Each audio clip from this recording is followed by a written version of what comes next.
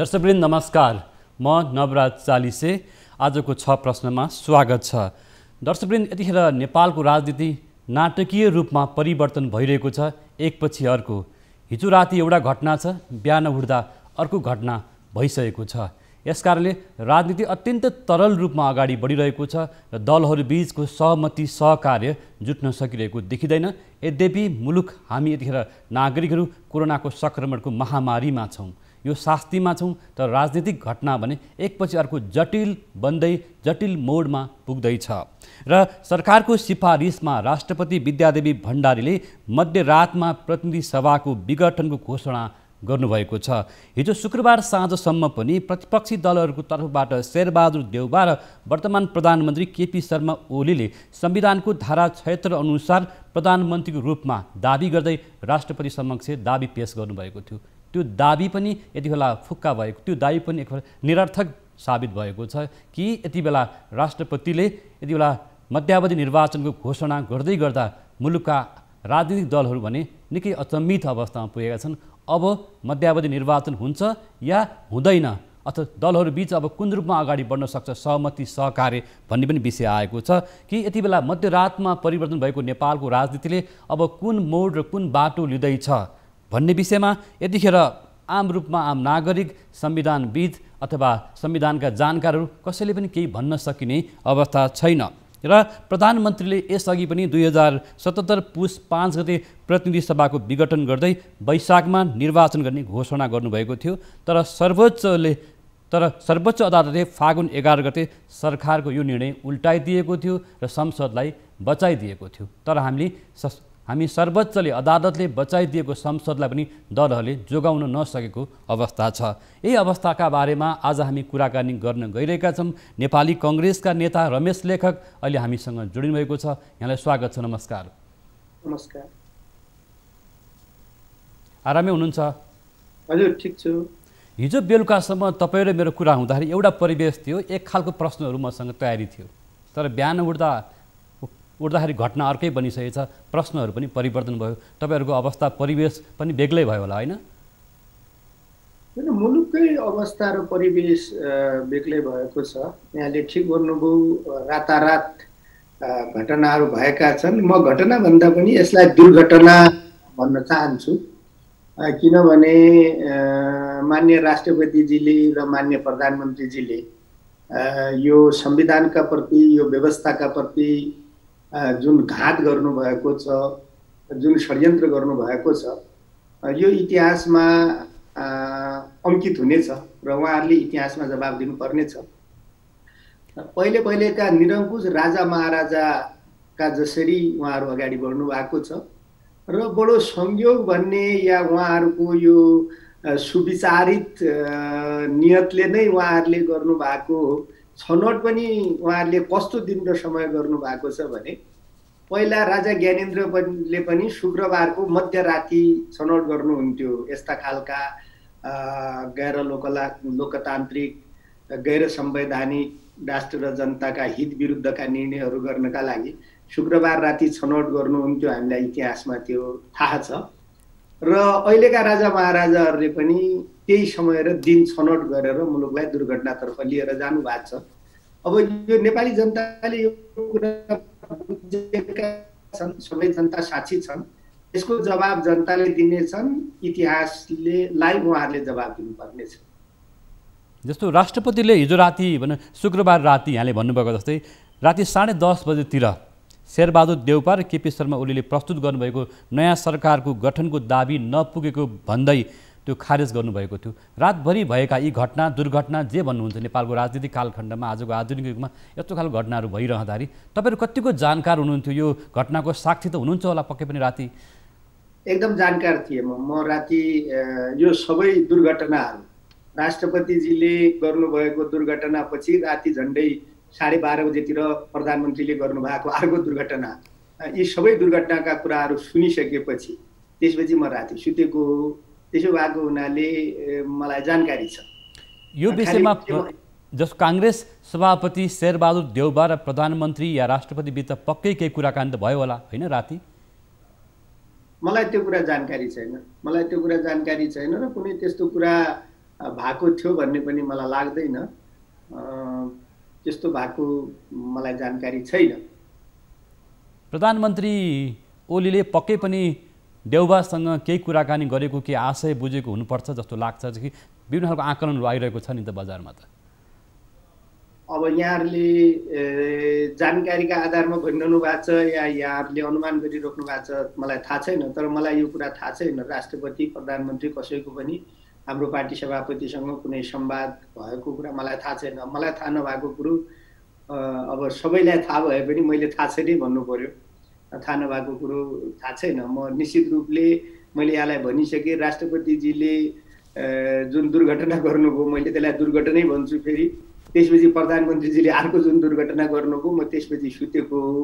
उहाँहरूले गर्नुभएका कुरा तपाईँहरू जस्तै लोकप्रिय सञ्चार माध्यमहरूका बाट अनि सामाजिक सञ्जालहरूबाट म जानकारी पाइराखेका थिएँ र कतिपय सञ्चार माध्यमहरूलाई मैले आफ्ना प्रतिक्रियाहरू पनि राति नै 1 बजे 1:30 बजेसम्म पनि दिएको छु। मलाई ती कुराहरू थाहा छन्। त्यो पनि सञ्चार माध्यम यस्तो खालको अवस्थामा यहाँ नेपालको राजनीतिमा राम्रो जानकार पनि हुनुहुन्छ, कानुन विधि क्षेत्रको ज्ञाता पनि हुन्छ। प्रधानमन्त्री र राष्ट्रपति बीच यति गम्भीर विषयमा छलफल अथवा निर्णय खारिजी जे भन्नुहोस् हुँदाखेरि सुरक्षा अङ्गहरू त्यसपछि सम्बद्ध निकायहरू हैन गम्भीर खालको चाहिँ छलफल हुन्छ कि हुँदैन, अथवा यहाँ विपक्षी दलको नेताहरूसँग शीर्षस्थ नेताहरूसँग पूर्व प्रधानमन्त्रीहरूसँग प्रधान न्यायाधीशसँग यस्ता कुराहरू हुन्छन् होला नि होइन? छलफल हुनुपर्ने हो।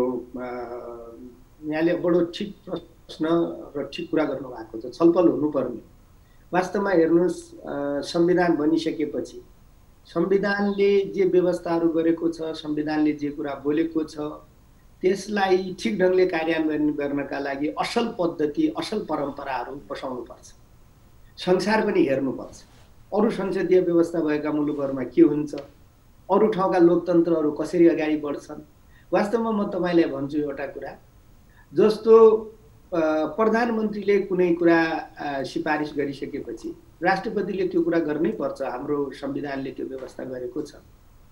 तर कुनै कुनै कुरा कस्ता हुन्छन् त भन्दाखेरि त्यो बारेमा अरू राजनीतिक दलका शीर्ष नेताहरूसँग पनि राजनीतिक विषयमा एउटा संवादको थालनी गर्न जरुरी हुन्छ राष्ट्रपतिजी।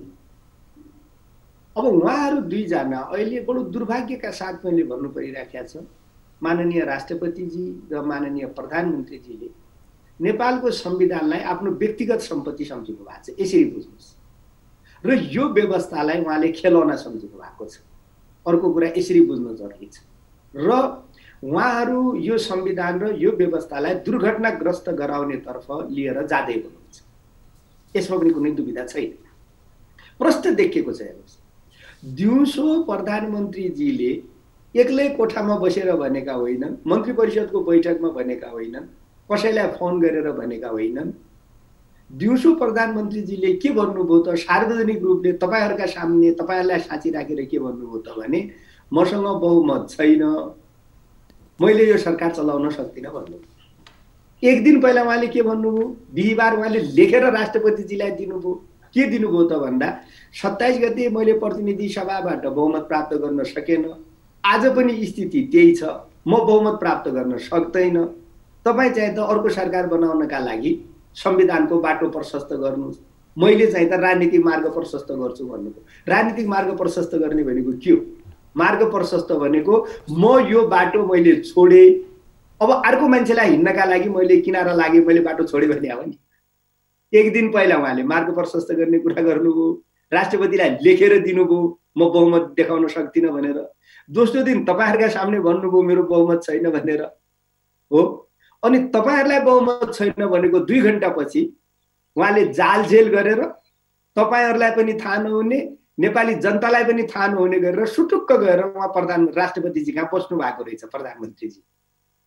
हामी विधिवत रूपले प्रतिनिधि सभाका 149 जनाको विधिवत रूपले दस्तखत लगेर, दस्तखत मात्रै होइन त्यसमा दस्तखत गर्ने माननीय सदस्य साथीहरूसँग सम्बन्ध राजनीतिक दलका शीर्ष नेताहरू, उदाहरणका लागि नेपाली कांग्रेसको पार्टी सभापति स्वयं, प्रस्तावित प्रधानमन्त्री शेरबहादुर देउवाजी, हाम्रा आदरणीय वरिष्ठ नेता रामचन्द्र पौडेलजी, कृष्ण सिटौलाजी, उपसभापतिजी, महामन्त्रीजीहरू लगायतका पदाधिकारीहरू र चाहिँ त नेकपा माओवादीका अध्यक्ष प्रचण्डजी लगायत उहाँहरूका पदाधिकारी साथीहरू, त्यसपछि त्यसमा दस्तखत गर्ने जसपाका अध्यक्ष उपेन्द्र यादवजी लगायतका पदाधिकारीहरू र त्यसका सँगसँगै एमाले भित्रबाट पनि दस्तखत गर्ने साथीहरूको नेतृत्व गरिराख्नु भएको पूर्व प्रधानमन्त्री माननीय माधव कुमार नेपालजी लगायतका साथीहरू, नेताहरू एकमुष्ट रूपले गएर प्रधानमन्त्रीजी कहाँ हामी 149 जना शेरबहादुरजीको पक्षमा छौँ भनेर दस्तखत राख्नु।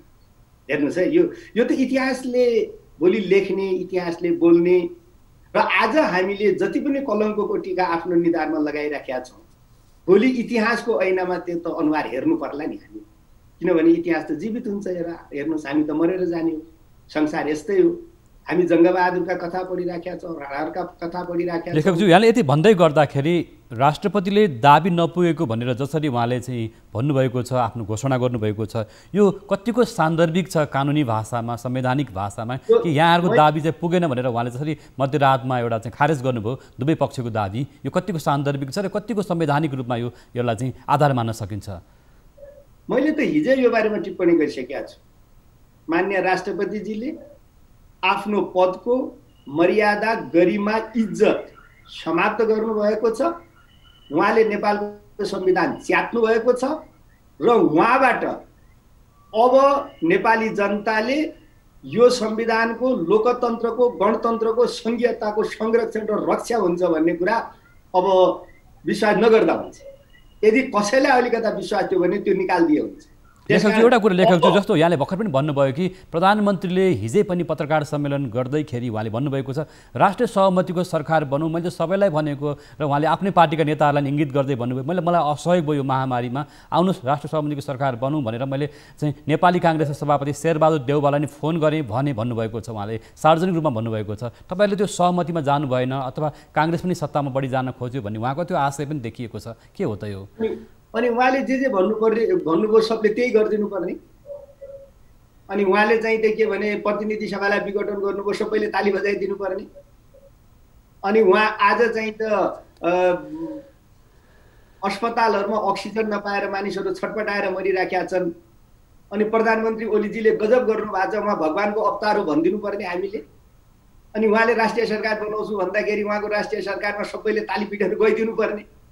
अनि संविधानको कुन उहाँले एउटा कुरा पनि भन्नुभएको छ कि मेरै सहकर्मीहरू र नेकपा एमालेकै नेताहरू माधव कुमार नेपाल, झलनाथ खनाल लगायतका नेताहरू, भीमराव लगायत नेताहरूले असहयोग गरे। अर्को चाहिँ भनौँ नेकपा माओवादीका भनौँ अध्यक्ष पुष्पकमल दाहाल लगायतका नेताहरूले असहयोग गर्दाखेरि सरकारलाई धेरै असहयोग भयो र यो बाटो लिनु पर्यो भन्ने उहाँहरूको आशय पनि देखिन्छ नि त। अनि उहाँलाई असहयोग गर्नुपर्ने स्थिति कसले सिर्जना गर्यो? अनि प्रधानमन्त्री उहाँ हुनुहुन्छ, देशको डाडु पर्ने उहाँको हातमा छ, देशको बजेट उहाँको हातमा छ, देशको प्रशासन उहाँको हातमा छ। नेपालको संविधानले नेपालको मन्त्री परिषदलाई सम्पूर्ण कार्यकारी अधिकार प्रदान गरेको छ र त्यो मन्त्री परिषदको प्रमुख उहाँ हो, प्रधानमन्त्री हो। यो देशको कार्यकारी प्रमुख उहाँ हो। यो देशको जनताको हित गर्ने सम्पूर्ण कर्तव्य, दायित्व र अधिकार उहाँसँग छ, क्षमता पनि छ। अनि उहाँ आफ्नै साथीहरू किन रिसाउनु भयो त उहाँसँग? उहाँले कहिले त्यतातिर फर्केर हेर्नुभयो? त्यसरी रिसाउनु भएको थियो होला। अनि उहाँले के काम गर्नुभयो र मानिसहरूले ताली पिटिदिनु पर्ने, वाइ वाइ गरिदिनु पर्ने, गजब छ भनिदिनु पर्ने, उहाँ भगवानको अवतारै हो भनिदिनु पर्ने। के काम गर्नुभयो? एउटा काम भनिदिनु पर्यो नि त उहाँले। मैले भने नि त आज राजनीतिक घटनाक्रम जसरी विकसित भइरहेको छ यो विषयमा नेपाली कङ्ग्रेस अब फेरि अदालत जान पनि सक्छ होला, अदालत जाने तयारी छ कि के छ, कुन तयारीमा यहाँहरू हुनुहुन्छ? हामी त्यो प्रश्न पनि तपाईँलाई लिएर आउनेछौँ र एकछिन हामीसँगै रहनु होला दर्शकवृन्द। एकछिन पालो भएको छ ब्रेकको।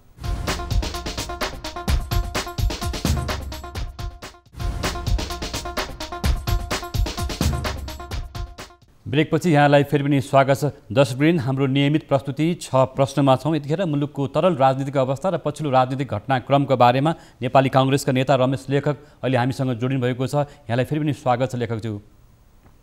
धन्यवाद। अब यो घटनालाई नेपाली काङ्ग्रेसले चाहिँ कुन रूपमा लिएको छ? तपाईँहरूको पदाधिकारी बैठक पनि बस्दैछ भन्ने सुनिएको छ अहिले बिहान, होइन? अब तपाईँहरूको स्टेप रणनीति के हुन्छ अबको दिनमा?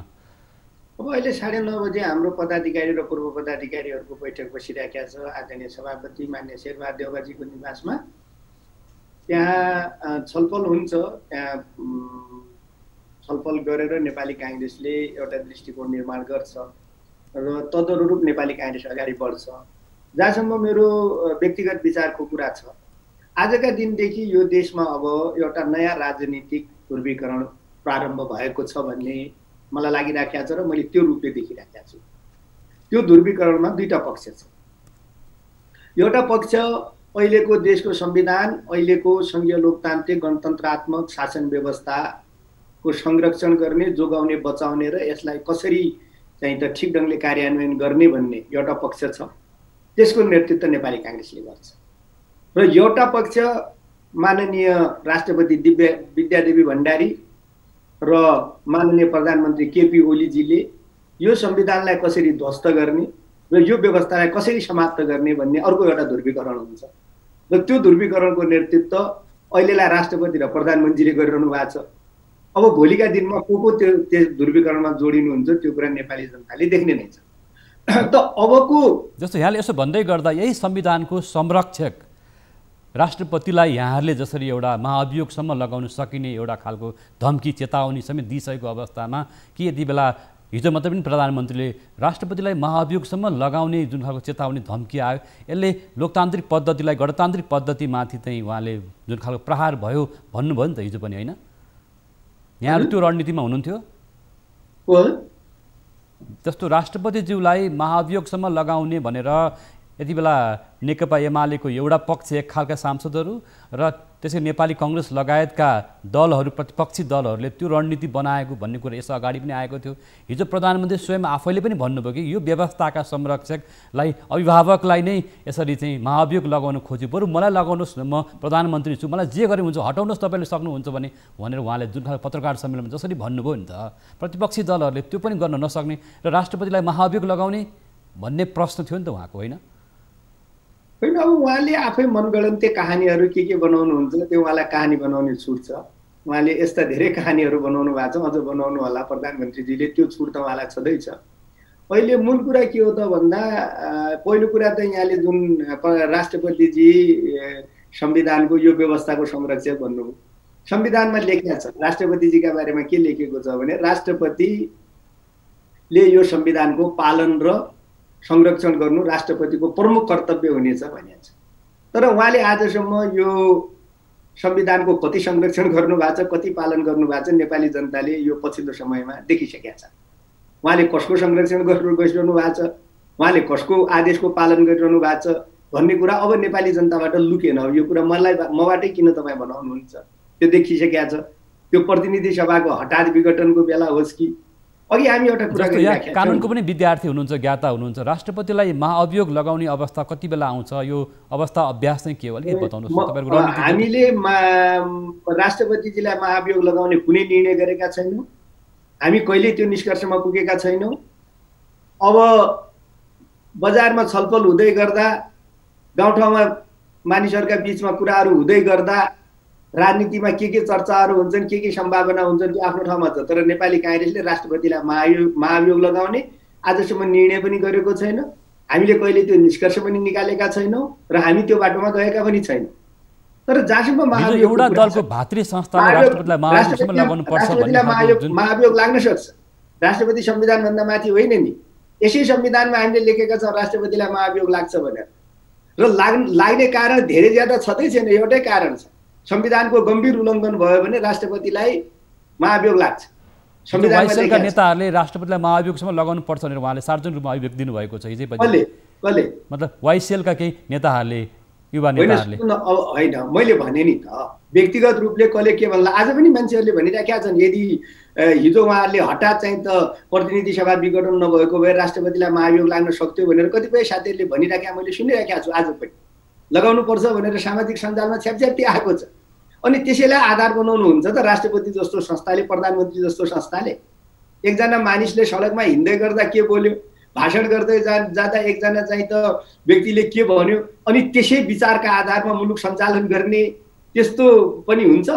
लेखकज्यू अब एक दुईवटा प्रश्न म तपाईसँग राख्दै कुरा गर्दै थिएँ भने म मेरो कुरा सकाउन थालेँ। तपाईँले दुईटा प्रश्न गर्नुभएको छ। एउटा राष्ट्रपति संविधानको संरक्षक हो भनेर भन्नुभयो।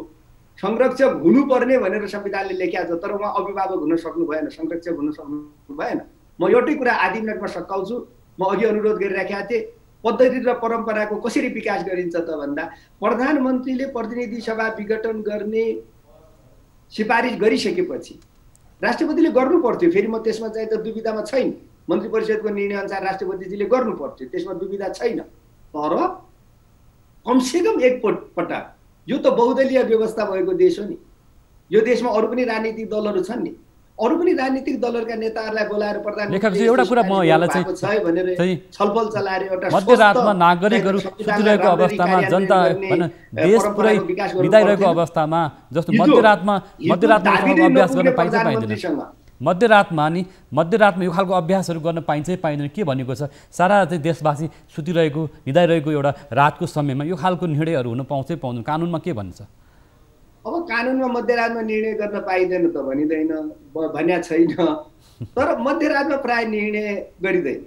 अर्को एउटा चाहिँ जस्तो फेरि मैले तपाईँलाई प्रश्न गरेँ, अर्को प्रश्न गरेँ, धर्ममा पनि विश्वास गर्ने मानिसहरू हो। जस्तो लेखकजी एउटा प्रश्न, अब भन्छ नि, हिजो साँझसम्म पनि कङ्ग्रेसका सभापति शेरबहादुर देउवा झन्डै प्रधानमन्त्रीको नजिक पुगिसक्नु भएको थियो। झन्डै त्यो मत अनुसार चाहिँ खासमा ओली र चाहिँ देउवाको मतमा खासै धेरै चाहिँ त्यो अन्तर देखिएन। र यहाँहरूले आज अब काङ्ग्रेसको रणनीति आज के हुन्छ? तपाईँहरू निर्वाचनमै जाने हो भनेर भन्दै आउनुभएको थियो। निर्वाचनमा जानुहुन्छ कि कानुनी लडाइँमा पो चाहिँ यहाँहरू लड्नुहुन्छ, अदालतमा जानुहुन्छ कि अथवा सडकमा जानुहुन्छ? तिनवटा प्रश्न सोधेँ, तर छोटकरीमा जवाफ दिनु होला, हाम्रो समय थोरै लाग्छ। पहिलो प्रश्न यहाँले भन्नुभएको जस्तो हिजो शेरबहादुर देउवाजी प्रधानमन्त्री हुने स्थितिमा हुनुहुन्थ्यो भन्नुभयो। म के आग्रह गर्न चाहन्छु भने शेरबहादुर प्रधानमन्त्री हुने कि नहुने भन्ने ठुलो कुरै होइन। शेरबहादुर 4 पटक प्रधानमन्त्री भइसक्नु भयो, फेरि जनताबाट अनुमोदन भएर चाँडै प्रधानमन्त्री बन्नु होला। प्रश्न शेरबहादुरजी प्रधानमन्त्री हुने कि नहुने भन्ने होइन। प्रश्न यो व्यवस्था समाप्त गर्ने मानिसहरूबाट यो व्यवस्थालाई जोगाउने प्रयत्नको कुरा हो। हिजोको कुरा मैले अघि नै भनिसकेँ, जुन प्रधानमन्त्रीको म प्रधानमन्त्री फेरि हुनका लागि दाबी नै नपुग्ने प्रधानमन्त्रीलाई प्रधानमन्त्री घोषणा गर्नु भएको छ राष्ट्रपतिजीले, त्योभन्दा ज्यादा अन्यायपूर्ण र त्योभन्दा ज्यादा संविधानका माथि जालसाजी पुग्ने कुरा हुन सक्छ? अब काङ्ग्रेस निर्वाचनमा जान्छ अथवा जान्छ जाँदैन? एउटा प्रश्न सोधेँ मैले, काङ्ग्रेस अब निर्वाचनमा जान्छ कि जाँदैन? प्रधानमन्त्रीजीबाट व्यवस्था कसरी जोगाउने भन्ने प्रश्न एउटा हो। अब काङ्ग्रेस के गर्छ भन्ने कुरामा मैले अघि नै भनिसकेँ। अबको लडाइँ भनेको यो संविधान र यो व्यवस्था जोगाउने मानिसहरू र संविधान र यो व्यवस्थालाई ध्वस्त गर्ने मानिसहरूका बीचको लडाइँ। नेपाली काङ्ग्रेस यो संविधान र यो व्यवस्था बचाउने लडाइँको पक्षधर्ताको नेतृत्व गर्छ। त्यो नेतृत्व गर्ने क्रममा हामी राजनीतिक लडाइँ पनि लड्छौँ र विभिन्न मोर्चामा लडाइँहरू हुन्छ। अदालती मोर्चामा पनि लडाइँ हुन्छ, संविधान कानुनको चाहिँ त मोर्चामा पनि लडाइँ हुन्छ, राजनीतिक मोर्चामा पनि लडाइँ हुन्छ र राजनीतिक मोर्चाको लडाइँ नेपाली काङ्ग्रेसको नेतृत्वमा हुन्छ। त्यो राजनीतिक लडाइँ भनेको के हो त भन्दा राजनीतिक लडाइँ भनेको जनताका बीचमा जाने कुरा हो, निर्वाचनका मार्फत जनताका बीचमा जाने कुरा हो। यदि कदाचित निर्वाचन भएन, जुन ठुलो आशंका छ, निर्वाचन हुने भएको भए हिजोको जस्तो धोकाधडी, हिजोको जस्तो नाटक गरिँदैन थियो। हिजोको जुन नाटकको मञ्चन भएको छ सरकारी पक्षबाट, त्यसले के देखिन्छ त भन्दा निर्वाचन हुन्छ कि हुन्न भन्ने ठुलो आशंका छ। निर्वाचन भए पनि हामी त्यो मोर्चाका मार्फत यो व्यवस्था र संविधानको रक्षाका लागि अगाडि बढ्छौँ। निर्वाचन हुन सकेन भने, भएन भने हामी चाहिँ त आन्दोलनका मार्फत पनि यो व्यवस्थाको रक्षा गर्छौँ। त्यसकारण काङ्ग्रेसले अब यो व्यवस्था र संविधान बचाउने मोर्चाको नेतृत्व गरेर अगाडि। हस्, यहाँको समय विचारको लागि धन्यवाद लेखकज्यू। धन्यवाद। हस् दर्शकवृन्द, हामी हाम्रो नियमित प्रस्तुति 6 प्रश्नमा यति बेला मुलुकको समसामयिक राजनीति, पछिल्लो राजनीतिक घटनाक्रम, विकसित राजनीतिक घटनाक्रम र निर्वाचनको घोषणा भइसकेपछि यति बेला दलहरू बीचको उत्पन्न परिस्थितिका बारेमा छलफल गरिरहेका थियौँ। यतिखेर हामीसँग हुनुहुन्थ्यो नेपाली काङ्ग्रेसका नेता रमेश लेखक। उहाँको समय विचारको लागि धन्यवाद र हाम्रो नियमित प्रस्तुति आजलाई पुरा भएको छ। हामी सबै बिदा माग्छौँ। नमस्कार।